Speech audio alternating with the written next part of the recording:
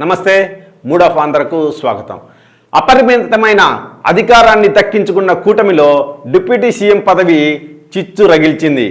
ఈ చిచ్చు కూటమిని ఏం చేస్తుందో అనే భయాందోళన మూడు పార్టీల శ్రేణుల్ని వెంటాడుతోంది. కూటమి ప్రభుత్వంలో పవన్ కళ్యాణ్కు మాత్రమే డిప్యూటీ సీఎం పదవి ఇచ్చారు. పవన్ను సీఎం చంద్రబాబు నాయుడు, ఆయన కుమారుడు లోకేష్ గారు గౌరవంగా చూసుకుంటూ వస్తున్నారు. కానీ పవన్ కళ్యాణే ఎందుకో అకారణంగా ఒక రకమైన అభద్రతా భావానికి గురవుతున్నారు. ఆయన తీరు చూస్తుంటే కొంచెం అసౌకర్యంగా ఫీల్ అవుతున్నట్టు కనిపిస్తుంది. సొంత ప్రభుత్వాన్ని టార్గెట్ చేస్తూ మాట్లాడుతుండడంతో పవన్పై అనుమానానికి అవకాశం ఏర్పడింది.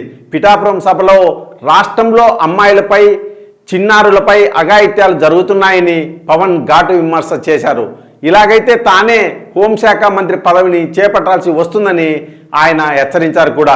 అలాగే జనం తమను తిడుతున్నారని, హోంశాఖ మంత్రి, డీజీపీ, ఇంటెలిజెన్స్ చీఫ్ ఏం చేస్తున్నారని ఆయన నిలదీయడాన్ని మనం గుర్తు చేసుకోవచ్చు. దీంతో పవన్పై అనుమానానికి బీజం పడింది. ఆ తర్వాత తిరుమలలో వైకుంఠ ద్వార దర్శనానికి టోకన్ల జారీ నేపథ్యంలో తిరుపతిలో జరిగిన తొక్కిసలాటలో 6 మృత్యువాత పడ్డారు, పలువురు గాయపడ్డారు. ఈ సందర్భంగా CM Chandrababu, deputy CM Pawan Kalyan గారు వేరువేరుగా తిరుపతి పర్యటనకు వెళ్లారు. ఈ దుర్ఘటనకు TTD chairman BR Naidu, EO Syamala Rao, AEO Venkaiah Chowdary గారు, అలాగే ఎస్పీ సుబ్బరాయుడు గారు బాధ్యులని బహిరంగంగా పవన్ కళ్యాణ్ ప్రకటించడం తీవ్ర రాజకీయ దుమారం రేపింది. తాను క్షమాపణ చెబుతున్నానని, వీళ్ళంతా కూడా చెప్పి తీరాల్సిందే అని ఆయన డిమాండ్ చేశారు. ఆ తర్వాత కూడా పవన్ బహిరంగ సభలో ప్రసంగిస్తూ క్షమాపణ చెప్పడానికి నామోసి ఎందుకని నిలదీశారు. క్షమాపణ చెప్పి తీరాల్సిందే అని మరోసారి ఆయన హెచ్చరించారు. ఎవరో ఏదో చెబితే తానెందుకు క్షమాపణ చెప్పాలని బిఆర్ నాయుడు షాకింగ్ కామెంట్ చేశారు. ఆ తర్వాత బిఆర్ నాయుడు గారు యూటర్న్ తీసుకున్నారు. 2 రోజుల క్రితం క్షమాపణల విషయమై మంత్రి నారా లోకేష్ను మీడియా ప్రతినిధులు ప్రశ్నించగా అది పవన్ వ్యక్తిగత అభిప్రాయమని, టీడీపీ స్టాండ్ అది కాదని పవన్ కళ్యాణ్కు షాక్ ఇచ్చారు. ఈ మొత్తం ఎపిసోడ్లో డిప్యూటీ సీఎం అంటే ముఖ్యమంత్రి తర్వాత తానే శక్తిమంతుడనే భావనతో పవన్ ఓవర్ యాక్షన్ చేస్తున్నారనే అసంతృప్తి క్రమంగా టీడీపీలోనూ, ఆ పార్టీ అనుకూల మీడియాలోనూ పెరుగుతూ వస్తుంది. అందుకనే నారా లోకేష్ను డిప్యూటీ సీఎం చేయాలంటూ టీడీపీ నాయకులు ఉద్యమాన్ని చేపట్టడం గమనార్హం.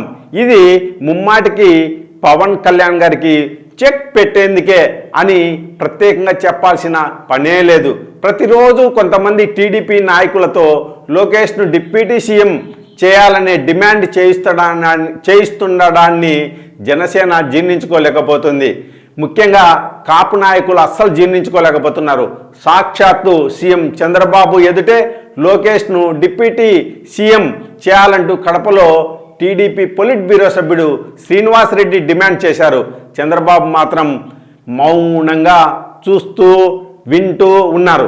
ఒకవేళ తమ నాయకుడికి వ్యతిరేకంగా లోకేష్ను డిప్యూటీ సీఎం చేస్తే టీడీపీ రాజకీయంగా కష్టాలు ఎదుర్కోక తప్పదని కాపు నాయకులు హెచ్చరించడం ఇక్కడ గమనార్హం. కూటమికి అధికారం అనేది పవన్ భిక్ష అని జనసేన నేతలు అంటున్నారు. ఈ నేపథ్యంలో సోషల్ మీడియాలో టీడీపీ, జనసేన నేతలు ఒకరికొకరు తీవ్ర స్థాయిలో దూషించుకుంటున్నారు. టీడీపీ నేతల డిమాండ్స్కు తలొగ్గి లోకేష్ను డిప్యూటీ సీఎం చేస్తే మాత్రం రాజకీయం రంజుగా మారుతుందనడంలో ఎలాంటి సందేహం లేదు. కూటమి నుంచి పవన్ కళ్యాణ్ బయటికి వచ్చినా ఆశ్చర్యపోవాల్సిన పని లేదని జనసేన నేతలు, ముఖ్యంగా కాపు నాయకులు తేల్చి చెబుతున్నారు. భవిష్యత్ రాజకీయాలు ఎలా ఉంటాయో మనము అర్థం చేసుకోవడానికి తాజా పరిణామాలే ఉపకరిస్తున్నాయి. ధన్యవాదాలు.